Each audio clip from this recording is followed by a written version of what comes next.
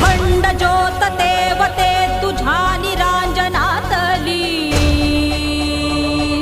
अपार भाव भक्तीने तुझीच मूर्त पूजिली। त्रिशूल खड्ग घेऊनी विनाशण्या असुर ये, बनून रौद्र कामिनी प्रकाशण्या तिमिर ये।